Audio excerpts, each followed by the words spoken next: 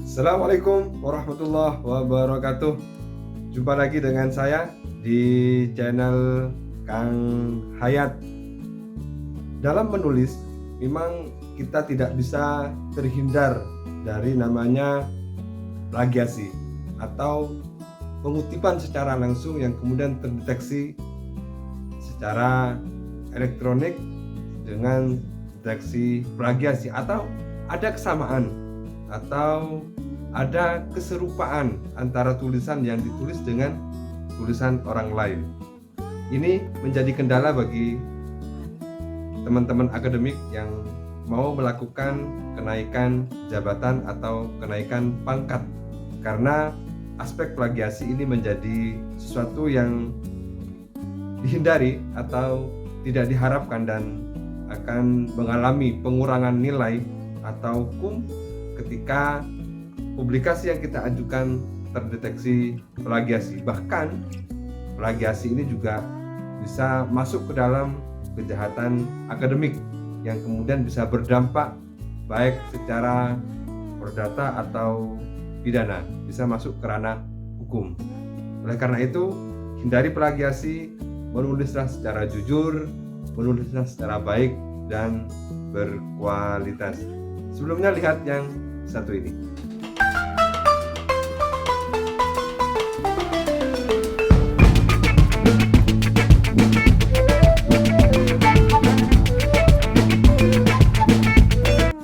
Sahabat penulis yang baik, yang belum subscribe, silahkan di subscribe dulu.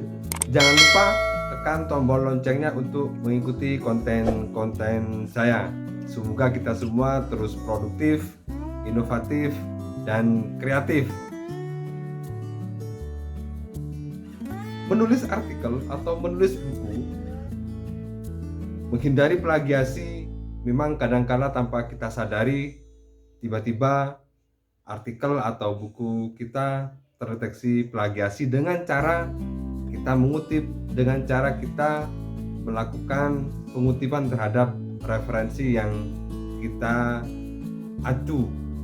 Oleh karena itu, saya akan memberikan 5 hal atau 5 aspek untuk mengurangi atau meminimalisir tingkat plagiasi. Karena sekarang juga sudah mulai banyak deteksi, misalnya seperti Turnitin dan lain sebagainya. Ada 5 hal yang bisa menghindari kita dari plagiasi. Yang pertama adalah budayakan membaca. Banyak membaca ini mengurangi atau meminimalisir terjadinya plagiasi, karena bahan bacaan yang kita miliki, bahan bacaan yang kita kaya, ya bahan bacaan yang sering kita baca ini akan menjadi sebuah tulisan yang alami dari diri kita sendiri. Karena prinsipnya apa yang kita tulis, prinsipnya apa yang kita ungkapkan dalam bentuk tulisan itu adalah dari apa yang kita baca dalam pikiran kita, dari apa yang kita miliki di dalam pikiran kita. Sehingga kalau kita banyak membaca, maka banyak bahasan yang akan kita ungkap.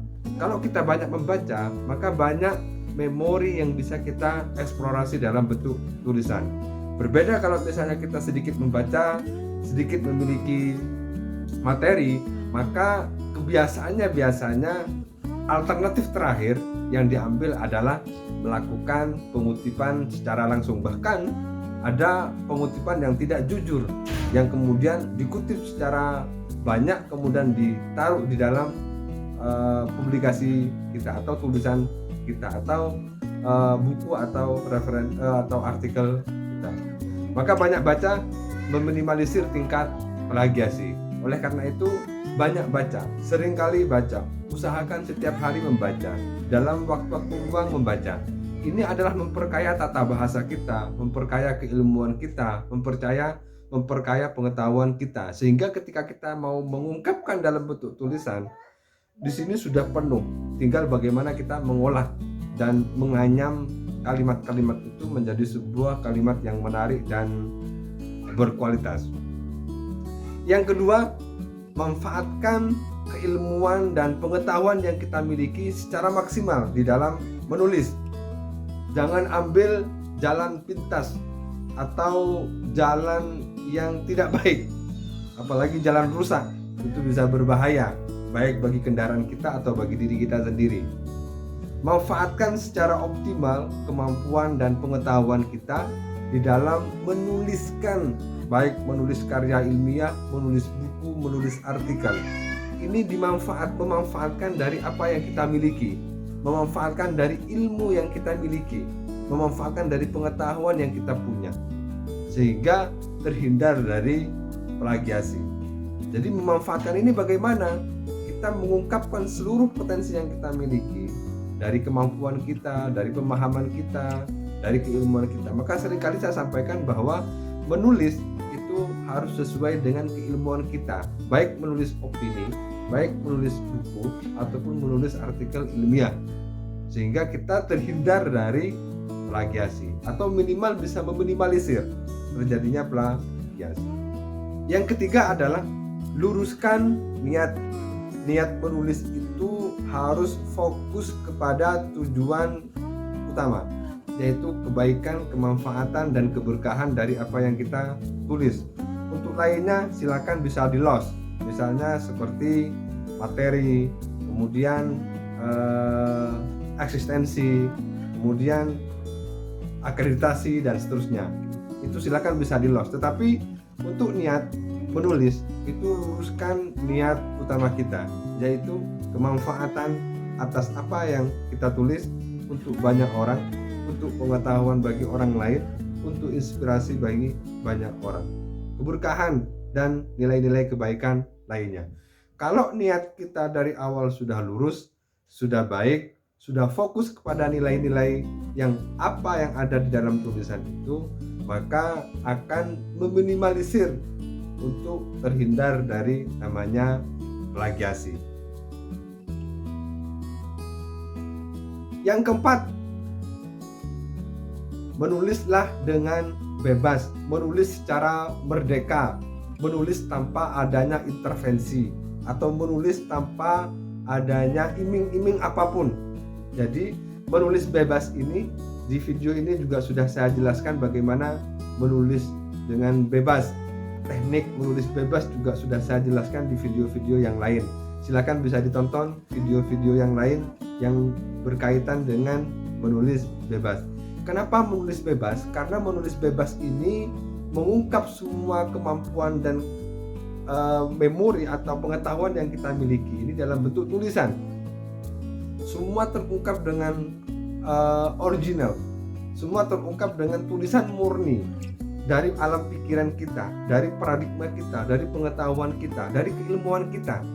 Jadi menulis bebas itu sebenarnya mengungkap semua kemampuan dan keilmuan kita terhadap apa yang kita tulis. Sehingga kalau kita sudah fokus kepada menulis merdeka, kalau kita sudah fokus menulis bebas, maka kita tidak punya waktu untuk melakukan tindakan-tindakan plagiasi. Kita tidak memiliki kesempatan untuk misalnya mengambil punya orang lain kemudian diselipkan ke dalam tulisan kita. Kita hanya fokus kepada tulisan kita, kita hanya fokus kepada apa yang menjadi tujuan dari tulisan kita. Maka menulis bebas menjadi penting dan menjadi baik kalau kita biasakan untuk menghasilkan karya-karya yang original, untuk menghasilkan karya-karya yang berkualitas.